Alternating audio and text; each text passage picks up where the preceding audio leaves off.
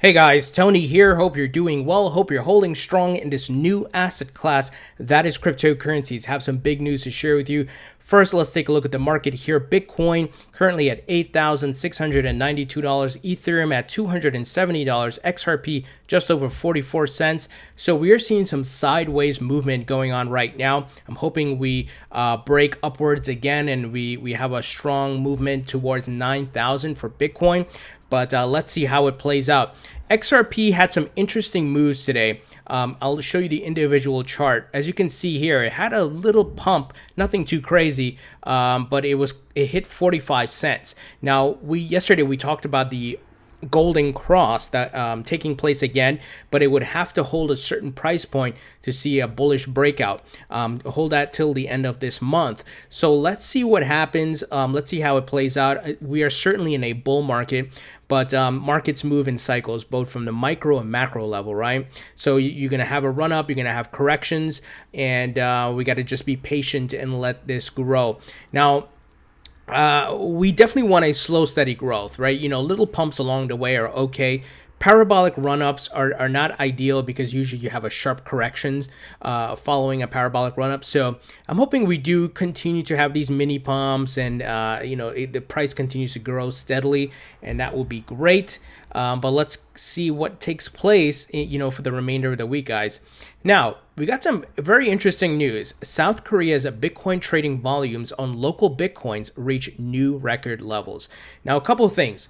LocalBitcoins is a over-the-counter, peer-to-peer type of site that connects people, and they can essentially buy and sell Bitcoin directly instead of going through an exchange. So it's very much like the institutional over-the-counter services like Circle provides and some other companies where it's not logged on the exchange, the transaction, right? Now, the movement of the funds is recorded on blockchain, but the price is not recorded. So it doesn't affect the market prices. So we've talked about LocalBitcoins having a lot of volume coming out of Venezuela and other countries where fiats are failing and they have high inflation, right? And people have been using it to try to use crypto and use it, in that way to buy and sell and trade and use Bitcoin and other cryptos as currency. Well, South Korea is also one of the pillars of the crypto market. A lot of volume comes out here. A lot of people are bullish there.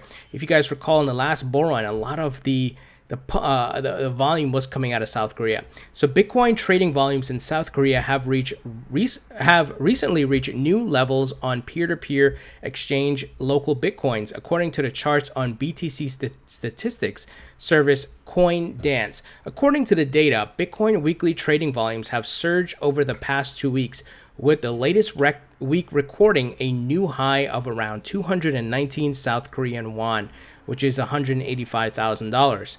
Founded in Finland in 2012, LocalBitcoins offers over-the-counter trading of local currency for Bitcoin and operates as a peer-to-peer trading platform. The Finnish crypto trading platform is especially popular in Latin America, with Venezuela and Colombia having reportedly accounted for 85% of the LocalBitcoins trading volumes by February 2019. So this is a great sign. And of course, this service is available worldwide. And I think they had banned it in Iran, if I'm not mistaken. But it allows people to connect. So let's say you go on there and you find someone selling a certain amount of Bitcoin or looking to buy your Bitcoin, and you can, do the transaction there without going through, once again, an exchange that records the data publicly of what was paid for the respective amount of Bitcoin. So it looks like, once again, bull market volumes kicking in on multiple levels here. Now, BitMEX operator firm donates to MIT to conduct crypto Bitcoin related research. This is very interesting.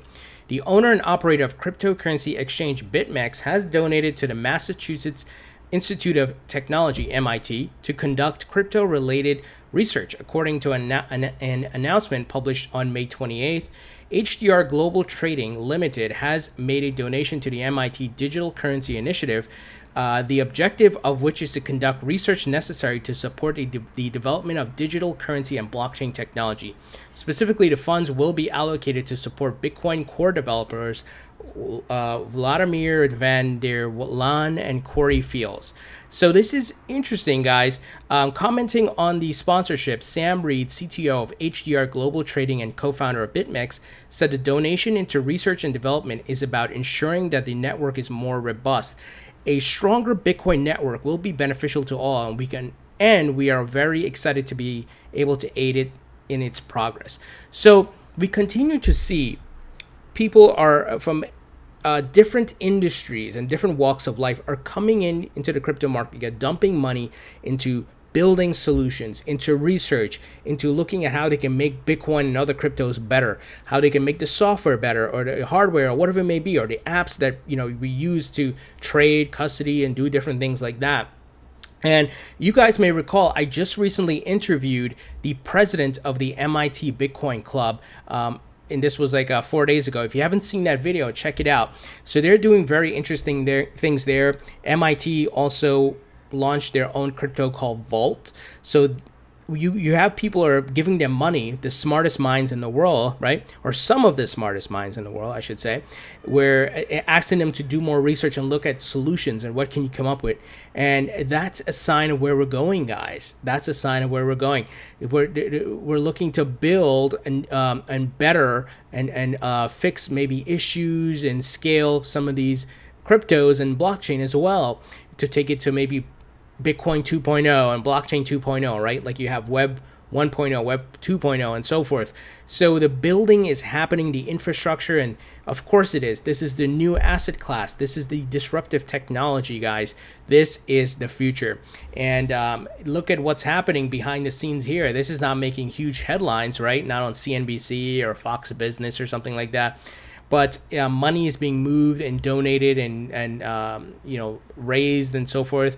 And a lot of building is taking place. So this is very interesting that, once again, you got some of the smartest minds looking to make Bitcoin better. So like I said, check out that interview, guys. I'll put a link in the description. Now, some interesting things happening here. Kik is crowdfunding $5 million in crypto to help fight the SEC. I don't know if you want to fight the SEC, but this is nevertheless interesting. Canada-based messaging app firm Kik has launched a crypto crowdfunding campaign to support a likely court battle with the U.S. SEC over its 2017 initial coin offering, ICO.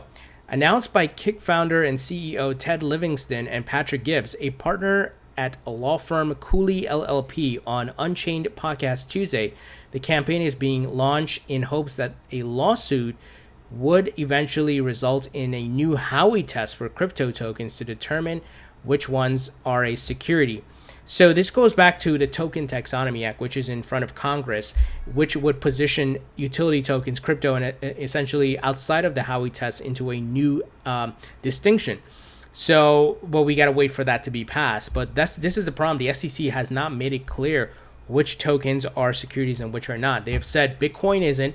Then they said Ethereum isn't. But then there was some backtracking on that. So it's really not clear. And, Jay Clayton himself had said, that every ICO is a security, that he believes that, in that. But we need more clarity. And obviously, Kik did. They're the ones who started the Kin token. And we saw some other people posting about this, such as Anthony Pompliano, saying the Kin Foundation just announced a Defend Crypto Defense Fund that they're seeding with $5 million. Looks like they are going to take on regulators in court to create a Howey test for crypto. Things are about to get very interesting, and it's defendcrypto.org. So I guess you can go there and donate and so forth and learn more about what they're trying to do. Yeah, they actually have the $5 million, so you could donate if you want, which is interesting. Once again, I don't know how good of an idea this is if you're trying to fight the government. I would rather they campaign to have the Token Taxonomy Act passed, right, versus fighting them. I don't know. This might be a losing battle because, it's the government, right? It's the SEC. Even Michael Arrington tweeted about it here. This morning, defendcrypto.org launches to help Kin and others fight the SEC. Arrington XRP Capital supports it. Maybe it works out where they put a lot of pressure and and make the SEC use a lot of time, money, and resources, and then they're like, screw it, you know what, we're just gonna give the clarity and give the but it could backfire. We'll have to see, right? But just so you guys know, this is happening. So let's see what happens. You know, the only thing is they're Canada based. How does that work, being a company outside of the country versus in the country? Let's see, guys. This is an interesting one. Now, JPMorgan, as you guys know, launched their really garbage stablecoin of JPM coin. But this was all issued on the Quorum blockchain. So JPM adds privacy features to Ethereum-based Quorum blockchain. And you guys know I'm bullish on Ethereum as a smart contract platform, but this is actually good for Ethereum, while I don't like JPMorgan and what they're trying to do. But JPMorgan Chase's blockchain team has developed a privacy feature for Ethereum-based blockchains, obscuring not only how much money is being sent, but who is sending it. Revealed exclusively to CoinDesk, JPMorgan has built an extension to the Zephyr protocol, a fully decentralized cryptographic protocol for confidential payments, compatible with Ethereum and other smart contract platforms, and designed to add a further layer of anonymity to transactions. The New York-based financial firm will open source the extension Tuesday and is likely to use it with Quorum, the bank's homegrown private version of Ethereum. Interesting stuff happening here. Let's see where this goes, but it's positive for Ethereum. And I'm an Ethereum holder. I'm bullish on it. I'm most bullish on XRP, of course, and I have Bitcoin I'm bullish on as well. But this is actually good news for Ethereum. But like I said, I could care less for JPMorgan. Now, some other interesting Ethereum news, which is like WTF, like what is going on here? Car racing crypto Collectable sells for over 100,000 in Ether tokens. I don't know who the person who did this. They better have like 50 million Ethereum tokens or something, man, because give away 100,000 in ETH. I mean, can you imagine how much money that would be worth in the next bull run, man? That's a lot of money. So a blockchain bidder named 09E2A2 has apparently paid over $113,000 worth of cryptocurrency wrapped Ether for a token tied to a virtual Formula One race car. A virtual. I don't know who this person is, man. According to the data with Etherscan, the winning bid capped a 4-day auction that ended May 27th. And yeah, this guy, or he or she, paid this amount. This is crazy for a virtual car. Wow. Like I said, this person better have like 50 million Ethereum or something, because this is crazy, man. I wonder if it was Vitalik.